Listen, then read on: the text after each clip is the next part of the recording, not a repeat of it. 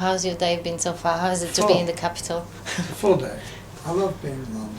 I like to park in London even when I'm touring the whole country. In the UK, as much as I can, I'll do a show and then jump in the car after the show and drive several hours back to wake up here. Mm. And it's been one of my favorite cities for a long time. And I think, when I get up north, once we get to Manchester, Mm-hmm. then I have to start parking up, a little bit further north. Yeah. And then find myself in Glasgow and want to stay over there. And it's funny, I can say this because it seems like it's year after year or every other year or so, but fortunately, since around 1987, I've been having success here. Mm. And I have a great, loyal, amazing Fan base that comes out to see show after show, and I try to mix it up and make it a bit different for them, but while still delivering the greatest hits, which they got married to, conceived children, raised children, and some of their greatest moments of their lives have happened to the music and with my music as their soundtrack, and some of the most challenging times of their lives have happened. So you get those kinds of letters and email, and do you have time? Take it seriously. Do you have to read time all to still? Well, not all of them, but because we were just discussing, it's almost 50 years. It's almost 5 decades that you've been in the industry. Well, does it? If you count, you can't really count when I was 16, I had my first record deal, but not too many people knew about it, and it was over by the time I was 17. And when I was 34, I started having hits. So I'm an 18-year overnight success story. So, it's really, since that's what love is all about, and Dock in the Bay, that was 87. And so I've been coming here, for 25 years.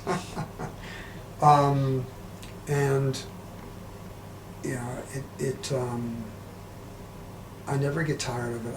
I get tired of some of the 14-hour flights when we're going over to Asia, where one night of even great sleep isn't quite enough. It's like a 2-day jet lag experience, and then I can just go. From then on, like 7-hour flights are nothing.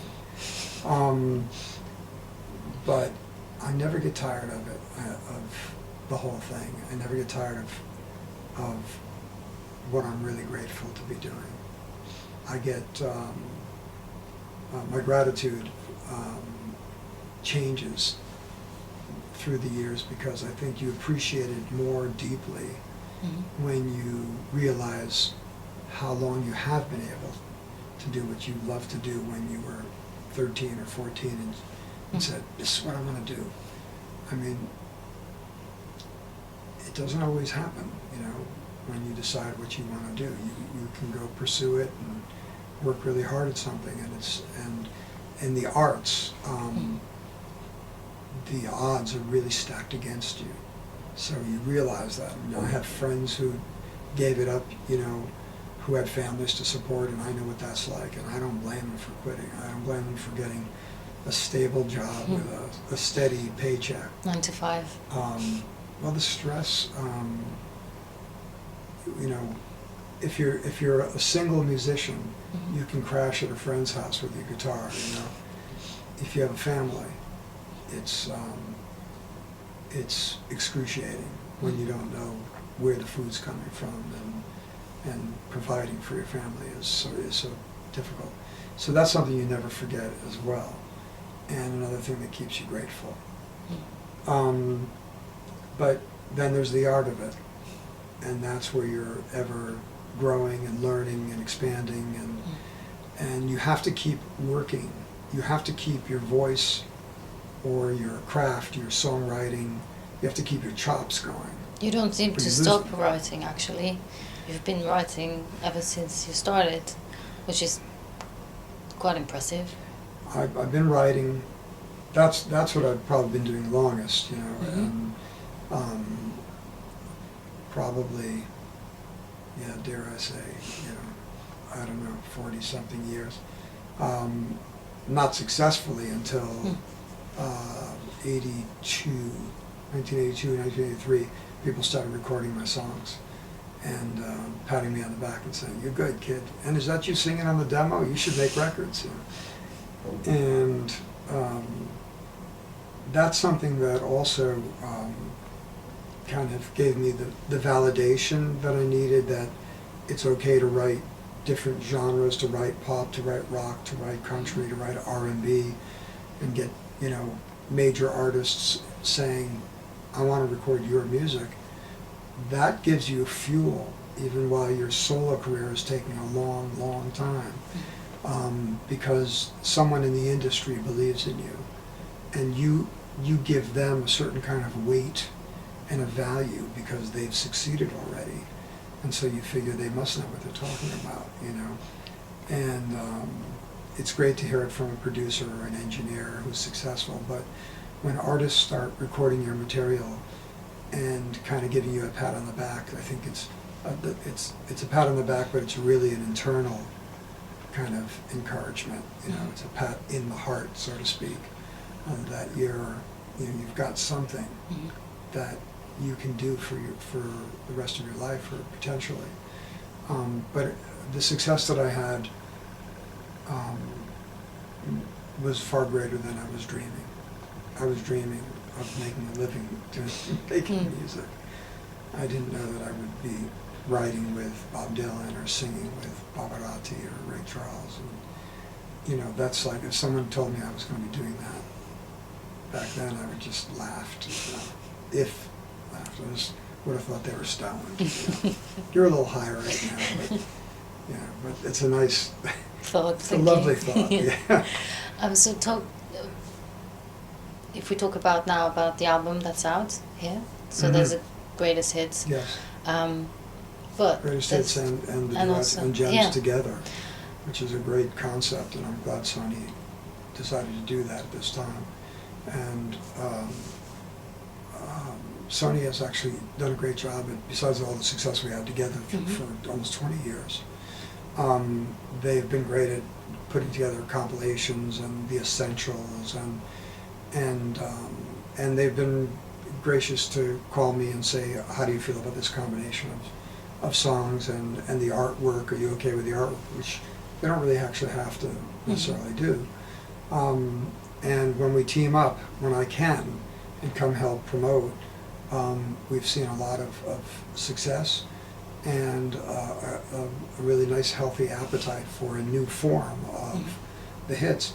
But the duets on top of it is a really important project for me, because I got to sing these great songs and masterpieces, many of them, with phenomenal talents, great singers, great artists, Chris Bodie, you know, a duet with Seal, Lara Fabian, one of my favorite singers who is no longer with us, who left a body of work that would be celebrated forever, Eva Cassidy. Reached out to her family to see about turning Fields of Gold, this Sting masterpiece, into a duet, and they were 2 thumbs up, fortunately, and excited about it. And I brought it to David Foster to produce, and David loved and loves the artistry of Eva Cassidy.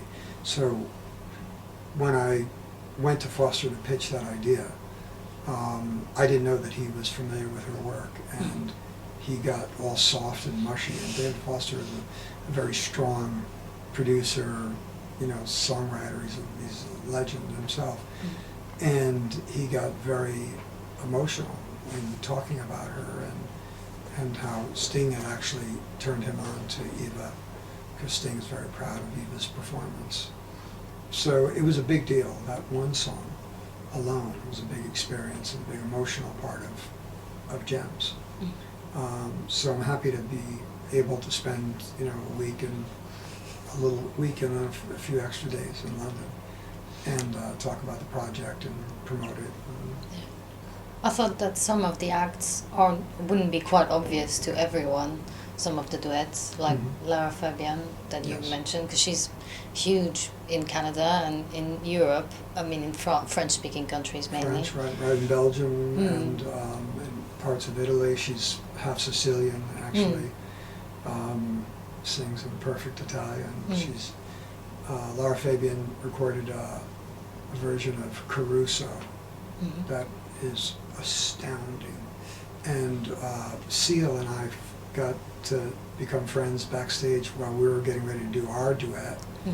And when we heard she was about to go on, we both snuck out like little kids to the side of the stage. And it was a David Foster concert with about 25 artists, and we just snuck on the side of the stage because we had both seen on YouTube, we had seen her performance of Caruso, and we just wanted to watch and hear.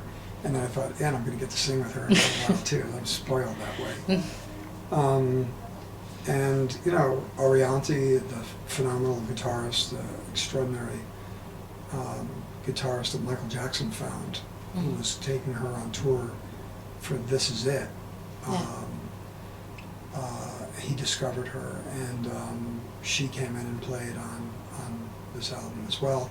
And she's coming on the Australian tour that I'm doing. She's from Adelaide, so we're gonna bring her family out with us. A couple of shows in Australia. There were quite a few. Delta Goodrum, who's a phenomenal artist, who was quite big here for a period of time, and was diagnosed with cancer and beat it. And she's doing really well, and she lives in Los Angeles, but you know, was originally an Australian as well. We're going to try to get her to join us for part of that tour as well. And that's what the duets part of the Gems package allows us to do, is introduce artists to my audience, and allows us to invite these artists on stage when I'm touring the world. You know, Paula Fernandez, about the biggest female artist in Brazil, and she came up on stage, performed. Some of these artists you won't know. Helena Fischer is one of my favorite singers in the whole world. She's a German artist who is as big as you can get in Germany. But when I speak to people outside of Germany, they don't know about her, and I have to play them some of her music. And she and I have done 6 recordings together already. We're building a box set. And I love these people as artists and as human beings, you know, but I get to share something with them that is a secret between the two of us on stage, because we decide what the songs are, you know, before I get to town, you know, we figure out the keys and, you know, what we're going to do. But what people in the audience are looking at, the audience in Germany, love her, and they love the fact that we're, you know, embracing this body of work together, these songs, whatever we select. But what's going on is, from artist to artist, I know that their first passion is my first passion, and that's music, and that's singing, and that's what's going on stage. It's a love fest, but that starts with there's something that speaks to you, that picks you, that chooses you at a young age and says, this is what you're going to love doing all your life. And that's what's going on stage, and we get to pick these masterpieces from Over the Rainbow to Make You Feel My Love, you know, to whatever songs I've done these duets with these artists on. And some of them are arias, some of them are in Italian, some of them, you know, I've done shows where they've sung in different languages, you know, from Portugal to Brazil and Argentina. I mean, it's just crazy. And I love that, because the universal language is the music itself. And the pure love of it is happening live, spontaneously, at the moment.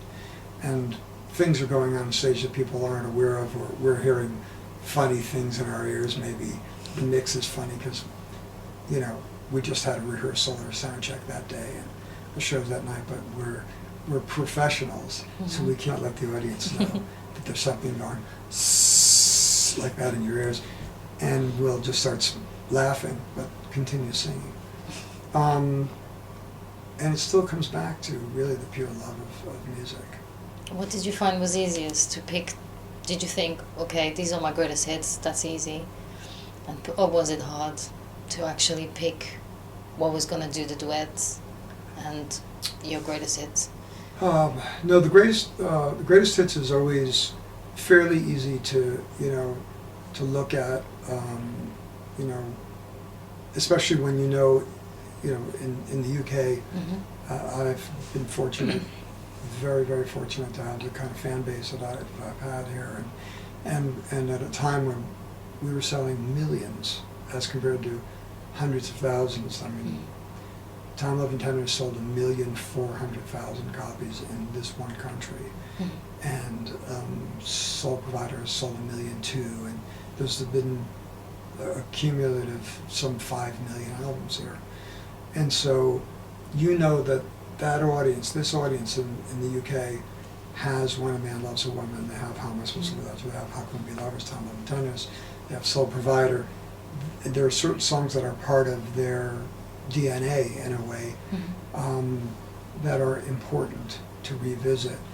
But with the duets, with gems combined, you're bringing them some of your favorite songs that also were huge, embraced by Bocelli and Celine Dion at one point, or artists like Joe Cocker.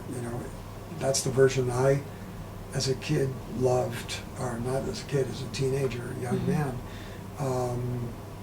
Joe Cocker's You Are So Beautiful was my favorite version, and I get to revisit these timeless songs, but with another guest that I bring in. And so it's not difficulty in choosing the songs, especially once they've been recorded. The brilliance, I think, of this concept, which I have to credit Sonny with, is combining them and saying, if you can come here and spend a week and help get the word out that this package exists of your music, would you do that? And when I looked at the combination of the body of music, it was a no-brainer. It's just a matter of whether I had the time. And I'm either touring or writing and recording. That's my, you see my personal life? I don't see a ring anymore. Too busy. Married to the, are you married to your job? Yeah. Right now I'm spending a lot of time with my first wife, my music. A lot of time. Do you find that it's easier to write with other people? Does that help? When you collaborating? Yeah, for me it does. I've written songs by myself, and I've had success doing that. And I've written and collaborated since I started writing songs for other artists. That's where I was introduced to the concept of collaborating. And I found it, one, more fun and stimulating, and less, what's the term?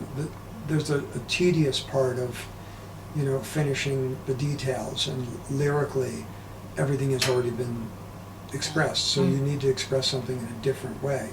But there are only a few things that are important, and ultimately there's only one thing of primary importance, and that's really love. And that's between whether it's you and your significant partner, or your family, or friends, and the people who are important to you. While everything else changes, while genres, anything can happen with music and trends and fashion, and everything changes. But love is the ultimate. It really is, and it's not rocket science anymore. If you live long enough, that's the only thing that really matters. So how do you say it differently, and how do you walk people through personal experiences differently? And when you have a collaborator who writes music and lyrics, you can work on 4 or 5 songs at a time and keep progressing the projects. And so for me, it's helpful in getting the work done, as well as it keeps me more productive, and it frees me up to tour and travel as well. So, also saw you were on Dancing with the Stars. I wasn't really on that. But my question is... I was touring, actually, which is insane. My question actually is, Mm-hmm. do you find that reality TV has a place now in the music industry? Because it seems to make or break certain careers. Well, reality TV and music is what I see has the most impact in one way in delivering new artists, and in another way can take the emphasis off of the potential longevity of an artist if the artist isn't surrounded by the right people. So where we have you know, all of the shows, every kind of, you know, from years back, from, you know, the very first, you know, talent search show to X Factor and Idol and The Voice. You find, what I find positive is that a lot of these people would never have been heard or had the chance to display this amazing amount of talent they have, or this great instrument they have. The thing that happens that I think can be looked at a little further, and I'm discussing and meeting with people and friends of mine in TV and film about, is the launch is so intense and so fast that the developing part of a career can be the missing muscle group that doesn't develop. So if you take an artist and thrust them too quickly into fame and fortune and success and everything that comes with that, it can be really, really difficult for the artist after the season's over, because the shows are developed and created to find the next big thing. The next year, they're on to finding the next big thing. What does that do to the artist who they found last year, or say the top 3 or 4? Because not always the winner of these shows is not always the biggest artist. But there is an inherent issue, I think, about what happens with artists after the show is done, after the season's done. And if I were coaching or a mentor, I would be concerned about that with an artist who I thought had the potential to go on and have a career. I think most artists, most singers who have those kinds of gifts, they don't want it for one season or 1 hour. Of course not. They want careers. And the artists who I think are going to be around are the ones who really try to understand what it takes to have a career as compared to having a hit or being it for 1 year. There's more to it than that, isn't there? Definitely. Well, I'm asking the question all the same. Well, you have the answer. You've been doing it for 50 years, almost 30 years, you said. Let's see, 87 is the first hit, that's 25. I've been doing it longer than that, though, yeah. I've been at it for a long time. Yeah. What do you think was your success then? Just hard work? Well, it was a lot of hard work, for sure, and the tenacity, the perseverance, because the 18-year kind of walk out into the desert, I had record deals where I did 2 albums and nothing significant happened, so I was dropped, and then I went on to the next. I'd go into the studio and scrape together whatever dollars I could, go into the studio and make new demos and get another record deal, and then I joined a band and I did 2 albums, hard rock band, and then I went back to my solo career. But I had production deals that fell apart just right when I was finishing what was going to be the album. The production companies went out of business. I had that happen twice. So the perseverance was a really big component for me. And so when people tell me they've been at it for 4 or 5 years, I just like, oh, I'm so sad to hear. It must have been horrible hanging in there all this So time. hard. Yes. But then after that, I think because my songwriting career took off, I think that taught me that, you know, the lifeblood of the industry is the songs, it's the compositions. It's similar to film. And anybody who's really successful in film will tell you, if it's not in the script, I don't care who's acting. Mm-hmm. People won't be involved in they'll enjoy the actors, but the dialogue won't make them care about the characters. Mm-hmm. And so in music, it's very, very much like that as well. They have to have great songs. And I learned that while waiting to happen as an artist and writing on the side. I all of a sudden discovered, wow, this is where the oil is, or the blood of the industry. Mm-hmm. It's the music that they're all, and when you start writing hits, these artists start lining up for them because they know that their career may only be as long as, you know, their next hit. Mm-hmm. Or the next most important song for them. And the smart ones know that and are surrounded by people who know that. And I think I learned that while striving to finally have a career. So then I decided to start keeping my hits for me. And I also started, you know, being comfortable recording hits that were written by other people.